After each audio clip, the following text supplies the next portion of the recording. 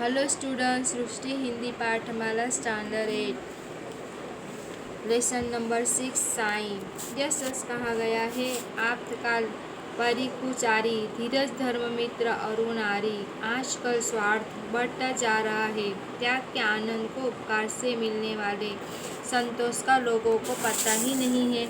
कठिन समय में मदद करने वाला मित्र ही असली मित्र है। साईं ऐसा ही एक मित्र की कहानी है जो अपने दोस्त के पूरे परिवार का भरण पोषण करता है। नन्हे दूध मुंह में बच्चे, अकेले ऋण, पत्नी, नाते रिश्ते का ऐसा कोई नहीं जो जरूरत पर काम आ सके। पति सुदूर अफ्रीका में अस्पताल में बीमार, महीनों तक कोई पत्र नहीं। हर रोज वे रंग बिरंगी टिकटों वाले पत्र की राह देखते, परंतु डाकिया भूल से भी इधर झांकता न था। हाँ, बहुत लंबे अरसे के बाद एक दिन एक पत्र मिला। बड़ा अजीब सा था यह, बहुत करुण, बहुत दर्द भरा। नैरोबी के इसी अस्पताल से लिखा था। रंग भेद के कारण पहले यूरोपियन अस्पताल में जगह नहीं मिली, किंतु बाद में कुछ कहलवाने पर स्थान तो मिला, पर इस अनावश्यकता विलंबन के कारण रोग काबू से बाहर हो गया है। डॉक्टरों ने ऑपरेशन की सलाह दी है, किंतु उसमें भी अब सारा लगता नहीं। चंद दिनों की मेहमानदारी है, उसके बाद तुम लोगों का क्या होगा? कुछ सोचता नहीं। पास होते तो, लेकिन भरोसा रखना, भगवान सबका रखवाला है। जिसने पैदा किया है वह परवरिश भी करेगा। पत्नी पत्र पढ़ती, रोटी, छोटे छोटे बच्चे रुलाई भरी आंखों से उसका मुंह ताकते।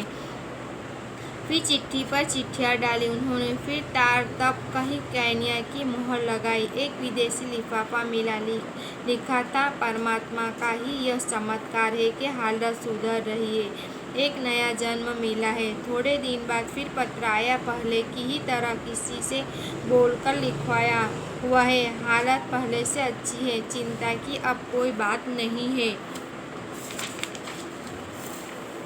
हमेशा की तरह कुछ रुपए भी इस बार पहुंच गए। बच्चों के मुरझाए चेहरे खिला उठे।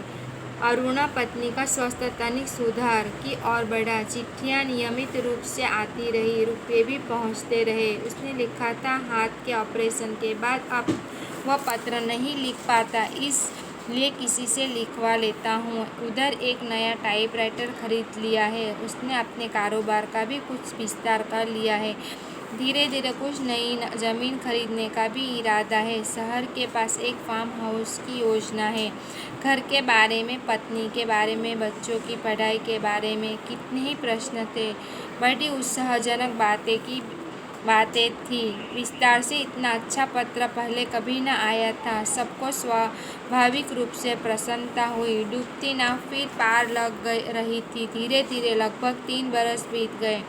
घर की ओर से पत्र पर पत्र जाते रहते कि अब उसे थोड़ा सा समय निकाल कर कभी घर भी आना चाहिए। बच्चे उसे बहुत याद करते, उसे देखने भर को तरसते। जो हिदायतें चिट्ठियों में लिखी रहती है उनका क्रम पालन करते हैं। माँ को किसी तरह का कष्ट नहीं देते, कहना मानते हैं, पढ़ने में बहुत मेहनत करते हैं।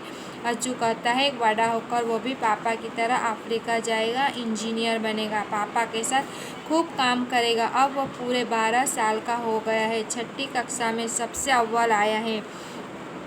मास्टर जी कहते हैं कि उसे वजीफ़ा मिलेगा, उसी ने अपनी आगे की पढ़ाई जारी रख सकता है। तनु अब 18 पारा कर रही है, उसका भी ब्याह करना है। कहीं कोई अच्छा सा लड़का अपनी जात बिरादरी का मिले तो चल सकता है। चिट्ठी के जवाब में बहुत सी बातें थी। लिखा था कि इस समय तो नहीं, हाँ अगले साल तनु के ब्याह पर अवश्य पहुंचूंगा।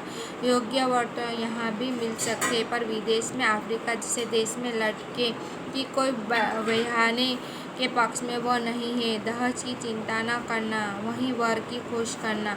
वर की तलाश में अधिक भटकने की आवश्यकता नहीं हुई। आसानी से खाता पीता घर मिल गया। शायद इतना अच्छा घराना न मिला, लेकिन इस भ्रम के कन्या का बाप अफ्रीका में सोना बटोर रहा है। सब सहज हो गया।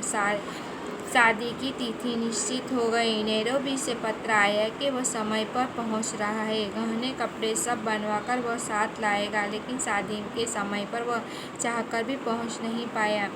विश्वसनीय को भरा लंबा पत्र आया कि इस बीच जो एक नया कारोबार शुरू किया था उसमें मजदूरों की हड़ताल चल रही है। ऐसा संकट के समय में यह सब छोड़कर यह कैसे आ सकता है। गहने, कपड़े और रुपये भिजवा दिए हैं। वर वधू को फोटे उसे अवश्य भेजे, वो प्रतीक्षा करेगा। खैर शादी हो गई। धूमधाम के साथ विवाह के सारे फोटे भेज दिए। अज्जू ने इस वर्ष कई इनाम जीते। हाई स्कूल की परीक्षा में जिसे और प्रथम रहा। खेलों में भी वो पहला। बहुत से सर्टिफिकेट मिले, वजीफा मिला। इनाम में मिली सारी वस्तुओं के फोटे पापा को भेजना न भूले।